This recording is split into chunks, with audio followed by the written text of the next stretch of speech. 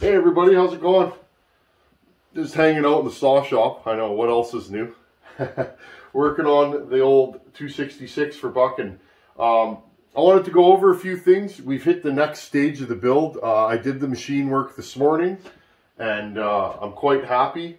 I did a pop-up on top of the piston, a small pop-up, and corrected my squish and my timing numbers. Here, I'll show you guys here. So when you machine a cylinder, here, I'll turn the light on here for you guys. Okay, so we machine the base of the cylinder. I want to talk about cylinder squareness and stuff like that with you guys. I get a lot of questions about machining cylinders. So we machined the cylinder, corrected our squish. I need to check the squish. I'm just going to turn the light off here. I need to check the squish. I like my squishes tight, and that's the distance between the top of the piston and the bottom of the combustion chamber, that squish band, okay? I like my squishes tight, but not too tight, okay? I try not to run ragged edge of sanity. I usually like 20 thousandths or above. If it's a saw for me, I will push the limits, but if it's going to somebody else, I don't really like doing that. So I'm trying to set my squish to be about 20 to 21 thousandths on this saw when it's assembled, okay? So remember, we'll get a couple thousandths of height, 2 to 3 thousandths of height with this assembly silicone. So if my squish is around 18 thousandths, I'm a happy guy. Okay, so I'm going to bring you guys in. I want to show you what I did to the piston, and we're going to bolt this down and check the squish, and let's retime it, because we already timed it once. Let's retime it and see what the cylinder machining did to our timing numbers, just so you guys can get an idea of when you do machining. If you have a lathe, you probably do it already, and guys, if you don't have a lathe, you don't need one to build a good, strong work saw. I don't machine every saw I do. I do them on the ones that I feel need it, but it's not, I don't machine, you know, as a rule, okay? I'll bring you guys in closer and I'll show you the piston. Okay, here we go. I machined a, I'll show you guys here. I machined a 25 thou pop-up on this piston. Oh, it's stuck. Hold on, guys. There we go. Okay, so that's what I did. Here's your pop-up. What this does is it fills the combustion chamber a little bit, okay, and gives you increased compression. Just so you guys know what the deal is there. Okay, so I did a pop-up. So when you do a pop-up, you end up machining a little bit of material off the top of your piston. So what you want to do is you then have to correct with some machining. Now, I want to mention something on cylinders in general before we check the squish. Okay, I've had a question or two or three over the last, 6 months when you guys are starting to machine your cylinders. How to hold the cylinder and stuff like that. Well, you want to make a mandrel generally, okay? And what a mandrel is a piece of material. It could be steel, it could be aluminum. I've even seen guys use plastic. I'm not sure about that, but again, I've never tried it. You want something that slides in, that is concentric and straight. You want something that's a little bit of an interference fit, meaning you kind of have to work it onto the cylinder. Not so loose that you get movement, not so tight that you can't get it on and off. You slide it into there and it's machined at a 90, and it pushes flat against the squish band, okay? And then, okay, so when you do that, what you guys are going to notice sometimes, or most times, is that most cylinders are, the mating flange in that are not concentric with the bore, okay? That's super, super common. Some are worse than others. If you notice that, don't sweat it. When you take that first touch off, that light pass, that couple thou pass, sometimes you're going to find that your cylinder is straight, and maybe the actual, you know, your bore is straight and your cylinder might have a little bit of movement in it, okay? That's normal. So when you measure your squish, when you're going to do machining, sometimes it's good to measure it in more places so you can kind of see, right? If the piston is square, right, and level, if your flange is a little off, that's where you're going to get the difference in squish measurements. Okay, so usually what I do, I'll put a I think they call them a last word indicator. It's got a little feeler on it and it goes in thousandths. I have one that's in tens of thousands. I'll put that on there and kind of see what's going on with the flange, right? And this one actually, this highway one was pretty darn straight. I was very, there was maybe a thousandths of run out, okay? Once I made that first light pass, I could see it. That 1,000ths literally skimmed off the little bit of, you know, little bit of difference in there. And then once you cut it, it'll be straight, right? And you'll notice your squish, depending on the lathe you have. My lathe's pretty old. It doesn't hold to the 10,000ths of a tolerance, but it's a chainsaw. You know, my lathe holds tight enough tolerances for what I need to do. So, so that's the deal with that. A lot of you guys have asked, and I just thought I'd let you know about that.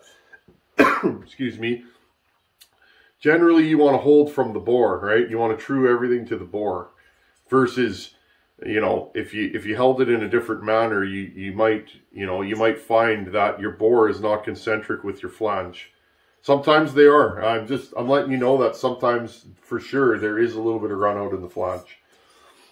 Okay. I'm going to put this cylinder on. I'm going to bring you guys in close. Let's check the squish again.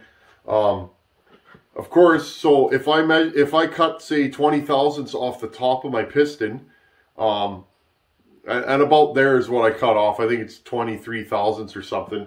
I'd have to look at my book, which is over there. The Tin Man's well prepared. If you cut 25 thou off the top of your piston, say, to make your pop up, if your squish was 20 thousandths, you should have 45 thousandths squish when you're done, right? Because you're lowering the height of the piston. So then what you do is you chuck it in the lathe and you cut the 25 thousandths back off. It's pretty simple, and you know, and then so. But what I want to show you guys, we already timed this. Let's time it again with a dropped cylinder. Let's see, are all the ports? Did we add 2 degrees to all the ports? Did we add 3 degrees, 1 degree? You know, did the intake get more duration than the exhaust? I get a lot of comments about, on my cutaway series, I said 2 degrees on the intake and 2 degrees on the exhaust if you do a base gasket delete. Again, friends, I just speak in generalities, and sometimes it's 2.5 degrees on the intake and 2 on the exhaust. Sometimes it's 3, but let's see what this one ended up at.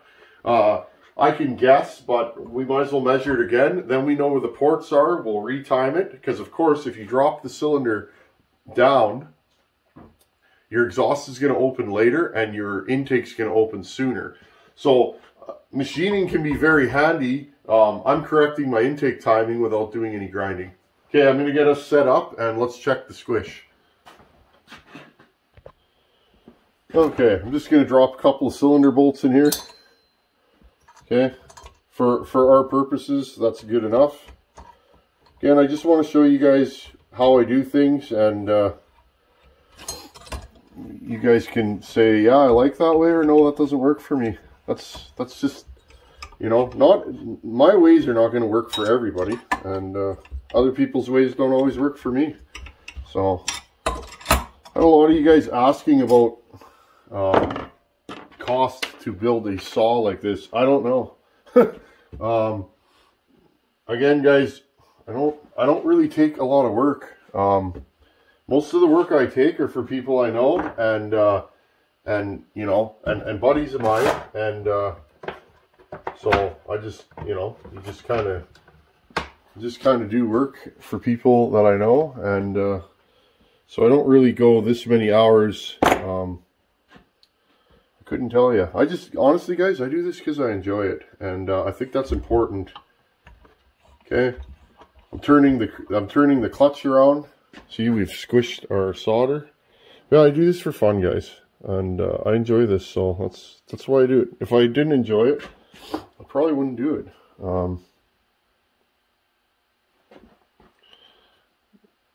See that, guys? Perfect. 19 thousandths. Okay? 19.5 thousandths. It'll be 21, 22, and we're done. I could be super... Here, I'll cut the end off. Let's check the backside. We'll probably have a 0.5 thousandths maybe of run out. So I want to show you guys. You know, we could, you know, I could put it back on the lathe and do a little skim cut and take that other 0.5 thou or thou off, but it's like, it's good enough. This is a work saw. There, just...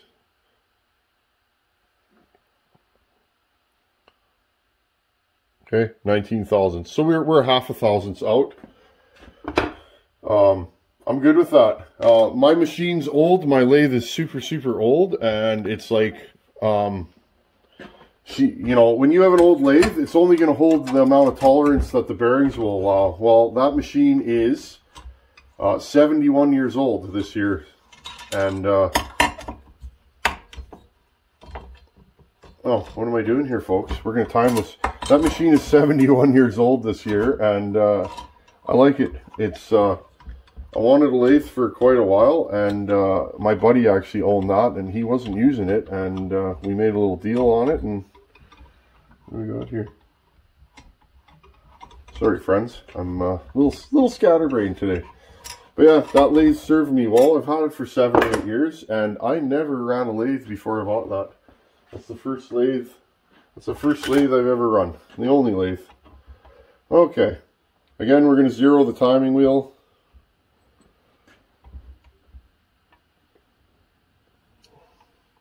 Again, make sure it lines up in the same spot in both directions.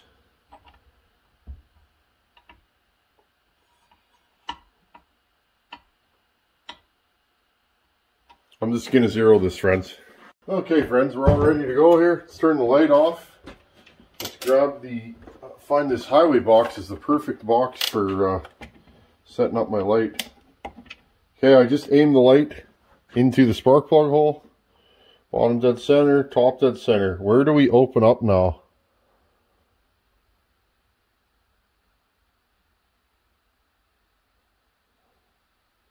Can you guys see that? Here, I'll move you guys over here. Okay. First ray of light, remember that.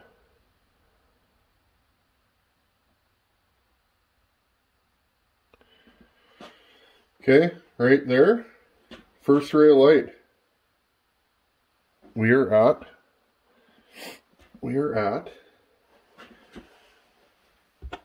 104 degrees after. Oh, sorry, friends. I did this backwards. Here, boom. The light turned off here.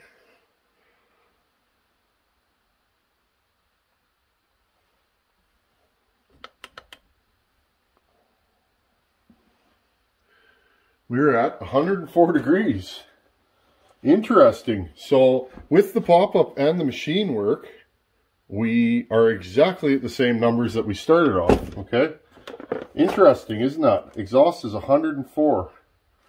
So it's still 152 degrees duration. It was 104 stock. You see what I did there?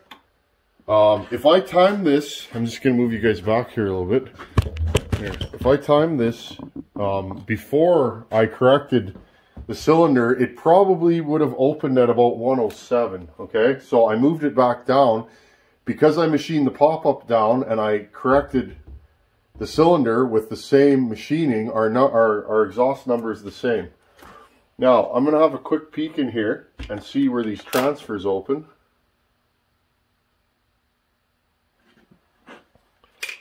Okay.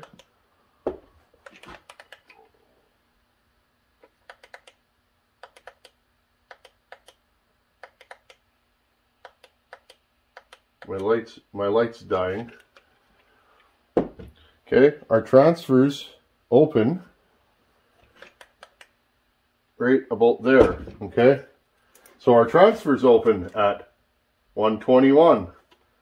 Okay, so we still have 17 degrees of blowdown. Interesting, isn't it? So when we moved it back down, we corrected the transfer timing and the exhaust timing. It is exactly the same way as it was stock. But here's what we gained. And again, I haven't done this yet. Okay, I'm just going to see where the intake opens. In fact, I'll show you guys. Okay, so look, you see your intake opening.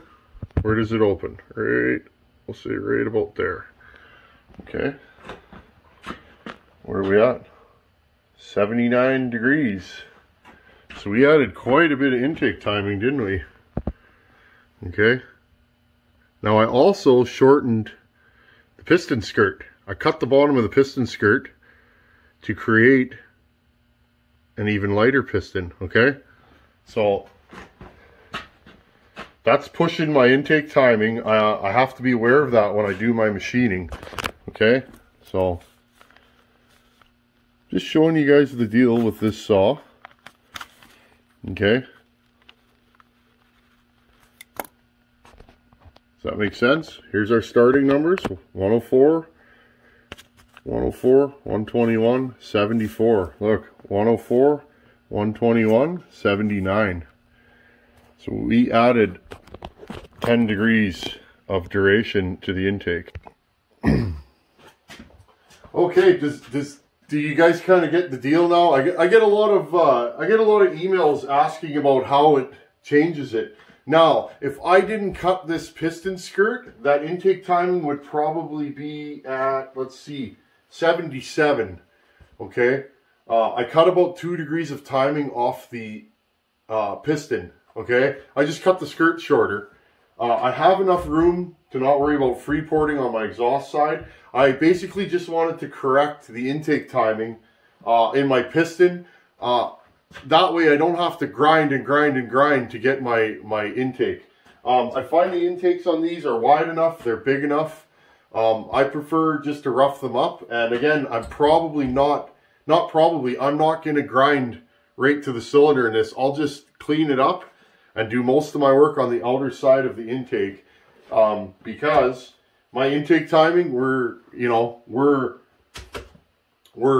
getting close, you know, so you don't, Harvey always says this, and I agree, 160 degrees of intake timing, don't even get close to there. Even where I am here, if you're not sure if the saw can handle it, don't push those intake numbers, because it'll start spitting back through the carb. You're gonna have a saw that doesn't tune, idle, it'll just, and again, as it pushes back through the carb, your carb box and your air filter gets soaked with fuel, which makes the saw even richer, because now you're pulling that fuel back in with the fresh air and adding more fuel through the carb.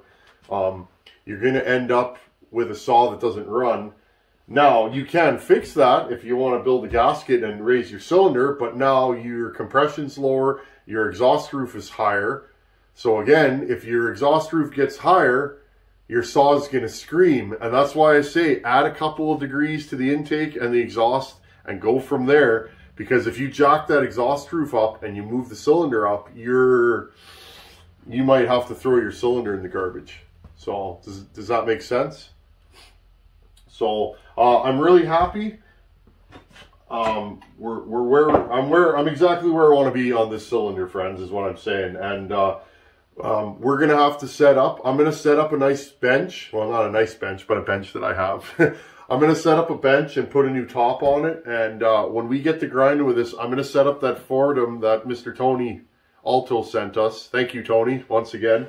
I'm going to set up that Fordham, and this will be the first cylinder I grind with that Fordham. So I'm super excited to try it.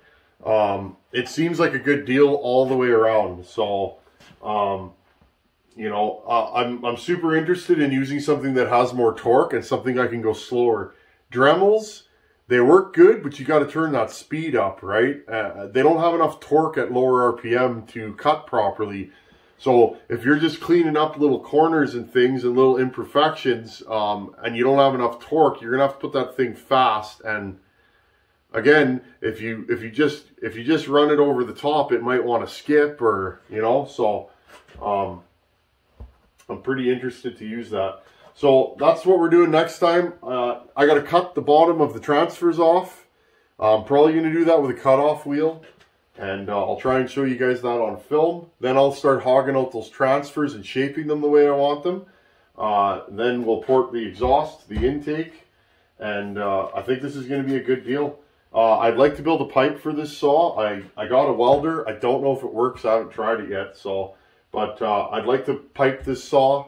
And then when we're done that, we have to finish the assembly. We have to put the crank seals in.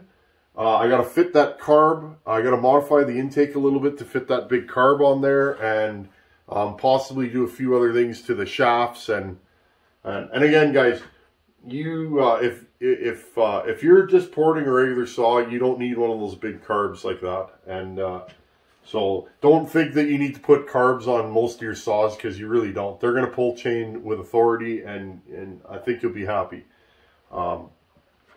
Okay, friends, I'm just thinking of what else we have to do here.